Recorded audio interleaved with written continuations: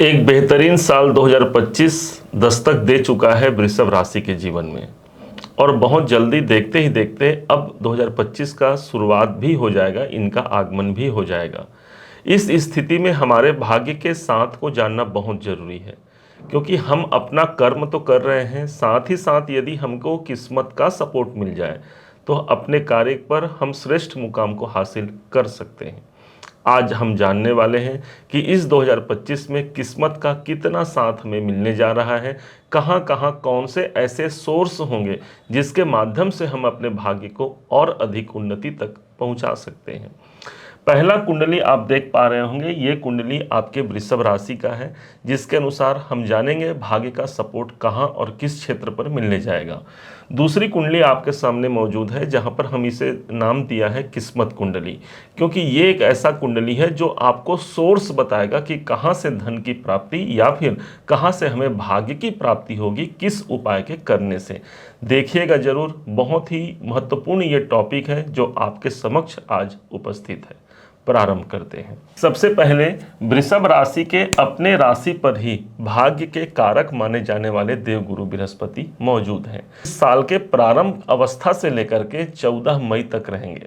इस स्थिति पर देवगुरु बृहस्पति एक तो अपने शत्रु शुक्र की राशि पर हैं, तो दूसरे तरफ एक स्वाभाविक रूप से नैसर्गिक रूप से शुभ ग्रह देवगुरु बृहस्पति होते हैं। इस कारण से भाग्य बुलंदियों पर होगा इस वर्ष। ये एक ऐसा साल होगा जहां पर हम अपने आप को प्रूफ कर पाते हैं, सिद्ध कर पाते हैं कि हाँ, हम किसी काबिल हैं, और उस काबिलियत को हम समाज में इंसानों को दिखा पाते हैं, क्योंकि देवगुरु बृहस्पति हमारे ऊपर इस समय पर सवार है। गुरु का दूसरा नाम भाग्य है, इस कारण से ये भाग्य को भी सपोर्ट करेंगे। एक विशेष परिणाम हमको प्राप्त होता है, और वो तारीख होगा 14 मई की रात्रि 10:22, अर्थात 15 तारीख की सुबह जब आपकी नींद खुलेगी 15 मई को, तब यही देवगुरु बृहस्पति ऑलरेडी अपने मित्र की राशि पर, बुध की राशि पर और द्वितीय भाव पर, धन भाव पर गोचरी अवस्था पर आ चुके होंगे। अब ये स्थिति ऐसा होगा जहां पर आर्थिक लक्ष्य की प्राप्ति तक आपको पहुंचा जाएगा। कोई धन से जुड़े हुए बड़े बेहतर परिणाम की तलाश आप कर रहे हैं, तो जी हां, देवगुरु बृहस्पति द्वितीय भाव पर होंगे, धन के स्थान पर होंगे, इसलिए धन के कार्य को सिद्ध करेंगे। कोई ऐसे सवारी हमें प्राप्त होगी जिसके माध्यम से हम सफलता के उस मुकाम को प्राप्त कर सकते हैं। द्वितीय भाव हमारे वाणी का होता है। आप यदि स्पीच से जुड़ा हुआ कोई काम करते हैं, बोलचाल की क्षमता आपकी बढ़ जाएगी, समाज में आपको पर्सनालिटी आपका अच्छा मिलेगा, वहाँ से मान सम्मान की प्राप्ति देवगुरु बृहस्पति जब द्वितीय भाव पर होते हैं तब दिखाते हैं।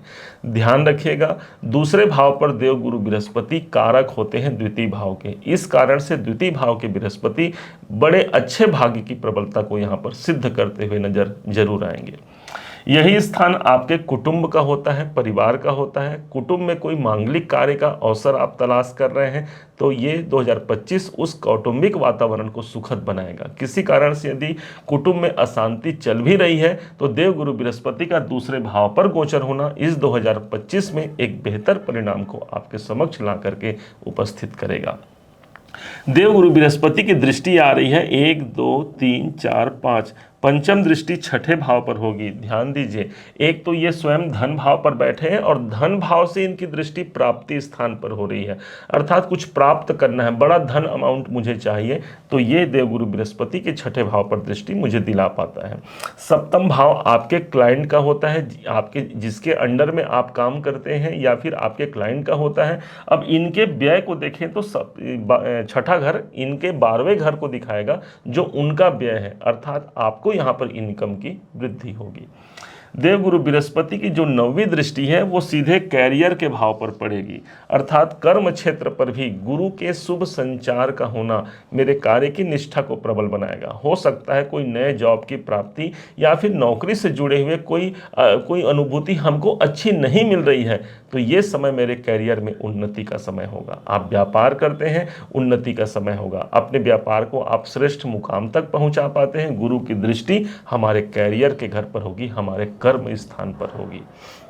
दसम भाव वो स्थान हो गया जो हमको नाम दिलाता है, अर्थात हमारे नाम की प्रतिष्ठा, हमारे फर्म की प्रतिष्ठा, हमारे स्वयं की प्रतिष्ठा यहाँ पर कायम रहेगी। देवगुरु बृहस्पति का ये वादा है आपके लिए, जिनकी दृष्टि पड़ती है दसम भाव कैरियर के भाव पर।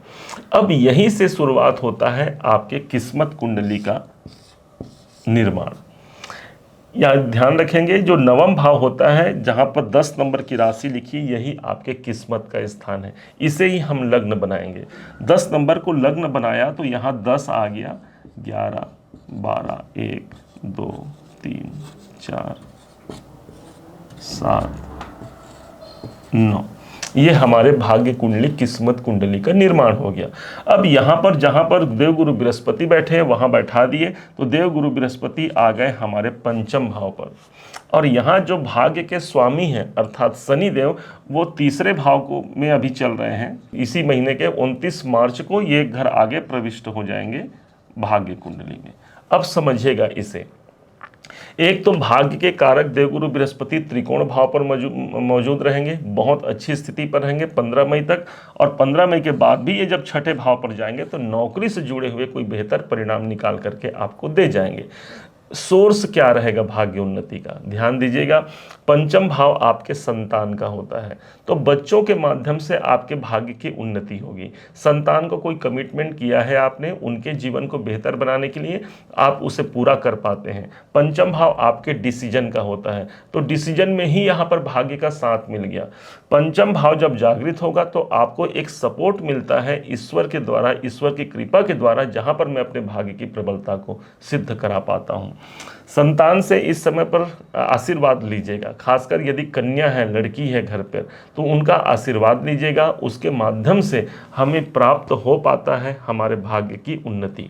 जब यही 15 मई के बाद गुरु एक घर आगे प्रविष्ट हो जाएंगे, छठे भाव पर चले जाएंगे, तो जो सेवक वर्ग हैं, आपके नौकर चाकर हैं, आपके अंडर में जो कार्य करते हैं, उनके समर्थन से मुझे भाग्योन्नति मिलेगी। उनके संग आप अपना रिलेशन अच्छा रख सकते हैं।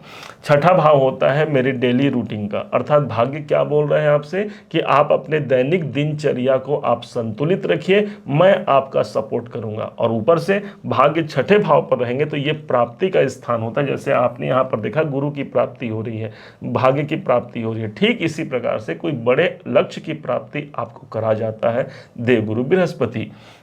अब यहीं पर शनि को समझ लेते हैं, क्योंकि शनि सदैव के लिए आपके भाग्याधिपति हैं, नवम भाव के स्वामी हैं। नवम भाव के स्वामी का धन भाव पर होना, अब ये जो 29 मार्च तक का समय रहेगा, वहाँ पर हमको धन की प्रबलता यहाँ पर बढ़ सकती है, कोई अच्छे आर्थिक मुकाम को हम प्राप्त कर पाते हैं।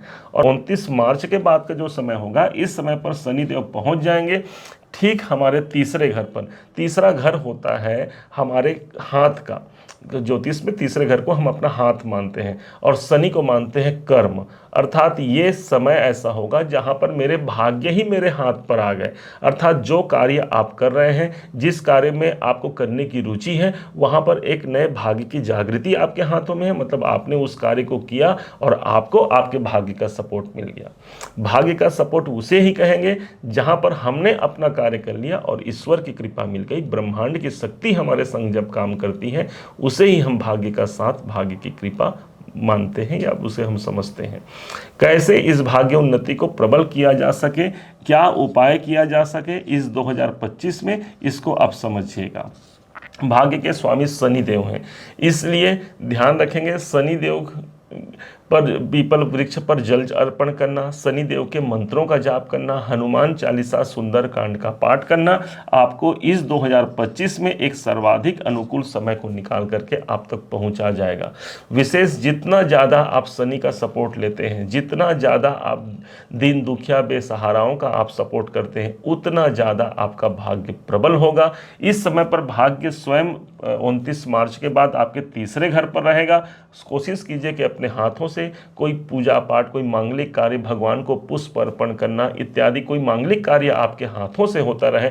निश्चित मानिए 2025 वो साल निकल करके आएगा जहां पर आप सफलता के श्रेष्ठ मुकाम को प्राप्त करके रहेंगे। ये इस किस्मत कुंडली के माध्यम से स्पष्ट रूप से यहाँ पर परिणित होती है, दिखाई पड़ती है।